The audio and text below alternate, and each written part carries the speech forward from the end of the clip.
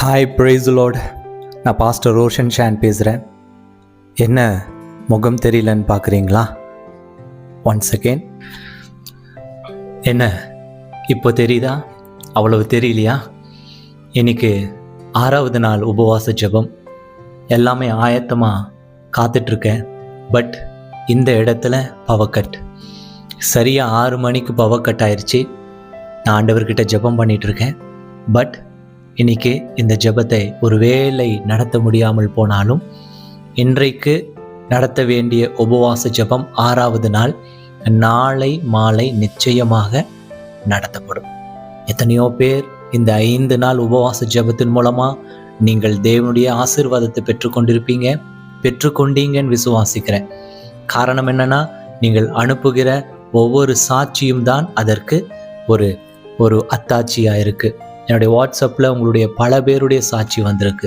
என் அருமை சகோதர சகோதரிகளே, நிறைய கிட்னி ஃபெயிலியர் பேஷண்ட்ஸ், நிறைய கேன்சர் பேஷண்ட்ஸ், நிறைய திருமணமாகாதவர்கள், வெளிநாட்டில் இருப்பவர்கள் தொடர்ந்து எனக்கு அழைத்து கொண்டிருக்கீங்க.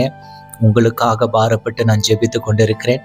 ஒருவேளை என்னுடைய முகம் தெளிவாக இல்லைனாலும் என்னுடைய வார்த்தை உங்களை ஆறுதல் படுத்தி கொண்டிருக்குன்னு விசுவாசிக்கிறேன். யாரெல்லாம் இந்த நாளில் உபவாசம் இருந்தீர்களோ கயங்காம நீங்கள் உங்கள் வீடுகளில் ஜெபம் செய்துக்குங்க. உங்களுக்காக நான் இங்கே ஜெபம் செய்து கொண்டிருக்கிறேன். அதனால் கவலைப்படாதீங்க. உங்களுடைய துக்கம் சந்தோஷமாய் தேவன் மாற்றவிருக்கிறார். உங்களுடைய மன கலக்கத்தை எல்லாம் நீக்கி ஒரு விசாலமான வாழ்க்கைக்குள்ளே உங்களை கொண்டு சேர்ப்பார். இன்னைக்கு ஒருவேளை ஜெபம் லைவ் டெலிகாஸ்ட் ஆகவில்லை என்றால் சோர்ந்து போகாதீங்க. நாளை நிச்சயமாய் லைவ் டெலிகாஸ்டில் நான் உங்களை சந்திக்கிறேன். இந்த அறிவிப்பை முன்னதாக கொடுக்க நினைக்கிறேன். காரணம் என்னன்னா, கொஞ்சம் இருக்கிற லைட்டில் உங்களுக்கு இந்த அனௌன்ஸ்மெண்ட்டை கொடுக்கணும் என்று விரும்பினேன். அதனால தான் கொடுக்கணும் என்று நினைக்கிறேன்.